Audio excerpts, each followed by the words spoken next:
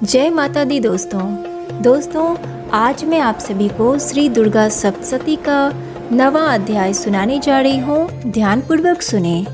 निशुंभ वध। मैं अर्धनारीश्वर के श्री विग्रह की निरंतर शरण लेता हूँ। उसका वर्ण बंदूक पुष्प और स्वर्ण के समान रक्त पीत मिश्रित है। वह अपनी भुजाओं में सुंदर अक्षमाला, पास, अंकुश और वरद मुद्रा धारण करता है। अर्धचंद्र उसका आभूषण है तथा वह 3 नेत्रों से सुशोभित है। राजा ने कहा, भगवान, आपने रक्त बीज के वध से संबंध रखने वाला देवी चरित्र का यह अद्भुत महात्म्य मुझे बतलाया। अब रक्त बीज के मारे जाने पर अत्यंत क्रोध में भरे हुए शुंभ और निशुंभ ने जो कर्म किया उसे मैं सुनना चाहता हूँ। ऋषि कहते हैं, राजन, युद्ध में रक्त बीज तथा अन्य दैत्यों के मारे जाने पर शुंभ और निशुंभ के क्रोध की सीमा न रही। अपनी विशाल सेना इस प्रकार मारी जाती देख निशुंभ अमरस में भरकर देवी की ओर दौड़ा। उसके साथ असुरों की प्रधान सेना थी। उसके आगे पीछे तथा पार्श्व भाग में बड़े बड़े असुर थे जो क्रोध से ओठ चबाते हुए देवी को मार डालने के लिए आए। महापराक्रमी शुंभ भी अपनी सेना के साथ मातृगणों से युद्ध करके क्रोधवश चंडिका को मारने के लिए आ पहुंचा। तब देवी के साथ शुंभ और निशुंभ का घोर संग्राम छिड़ गया। वे दोनों दैत्य मेघों की भांति वानों की भयंकर वृष्टि कर रहे थे। उन दोनों के चलाए हुए वानों को चंडिका ने अपने वानों के समूह से तुरंत काट डाला और शस्त्र समूहों की वर्षा करके उन दोनों दैत्यपतियों के अंगों में भी चोट पहुंचाई। निशुंभ ने तीखी तलवार और चमकती हुई ढाल लेकर देवी के श्रेष्ठ वाहन सिंह के मस्तक पर प्रहार किया। अपने वाहन को चोट पहुंचने पर देवी ने क्षुरप्र नामक वाहन से निशुंभ की श्रेष्ठ तलवार तुरंत ही काट डाली और उसकी ढाल को भी, जिसमें 8 चांद जड़े थे, खंड खंड कर दिया। ढाल और तलवार के कट जाने पर उस असुर ने शक्ति चलाई, किंतु सामने आने पर देवी ने चक्र से उसके भी 2 टुकड़े कर दिए।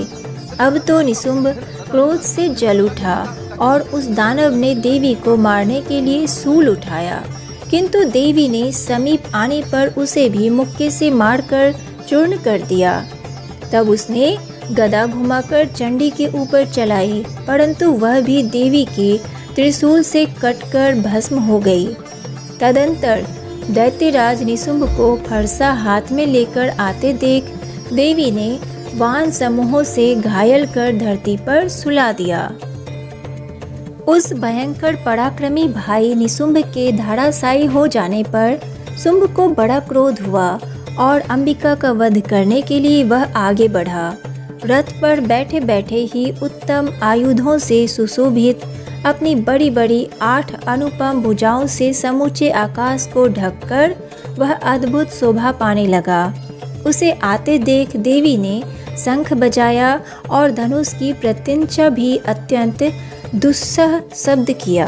साथ ही अपने घंटे के शब्दों से जो समस्त दैत्य सैनिकों का तेज नष्ट करने वाला था, संपूर्ण दिशाओं को व्याप्त कर दिया।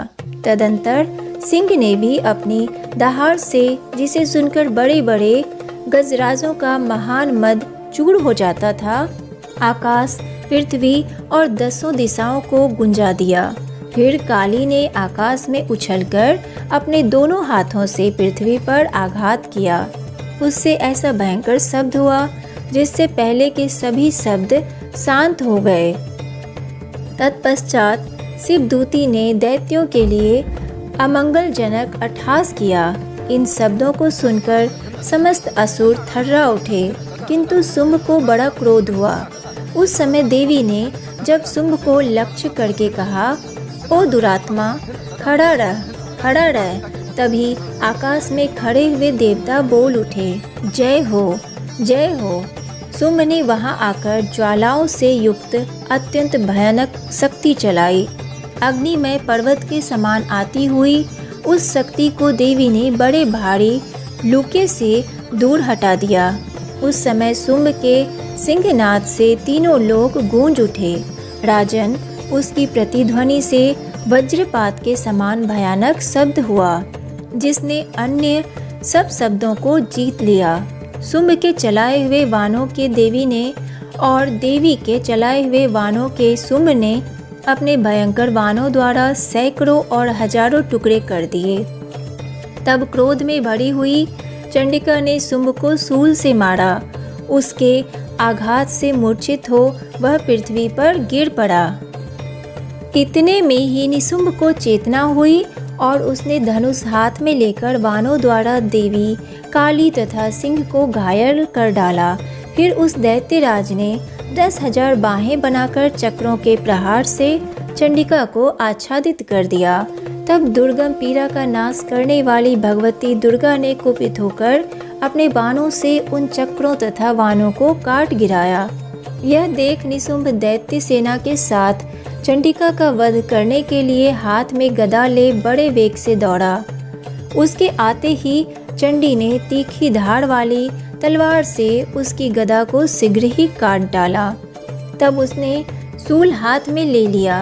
देवताओं को पीड़ा देने वाले निशुंभ को शूल हाथ में लिए आते देख चंडिका ने वेग से चलाए हुए अपने शूल से उसकी छाती छेद डाली। शूल से विदीर्ण हो जाने पर उसकी छाती से एक दूसरा महाबली एवं महापराक्रमी पुरुष खड़ी रह कहता हुआ निकला। उस निकलते हुए पुरुष की बात सुनकर देवी ठठाकर हंस पड़ी और खड्ग से उन्होंने उसका मस्तक काट डाला। फिर तो वह पृथ्वी पर गिर पड़ा।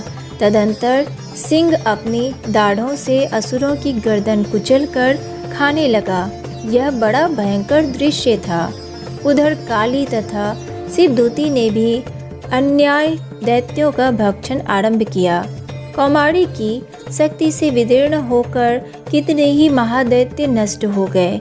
ब्रह्मानी के मंत्रपूत जल से निस्तेज होकर कितने ही भाग खड़े हुए। कितने ही दैत्य माहेश्वरी के त्रिशूल से छिन्न भिन्न हो धराशायी हो गए। वाराही के थुथुन के आघात से कितनों का पृथ्वी पर कचूमर निकल गया।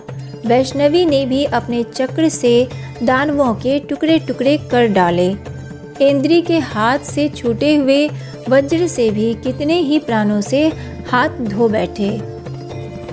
कुछ असुर नष्ट हो गए, कुछ उस महायुद्ध से भाग गए तथा कितने ही काली शिवदूती तथा सिंह के ग्रास बन गए।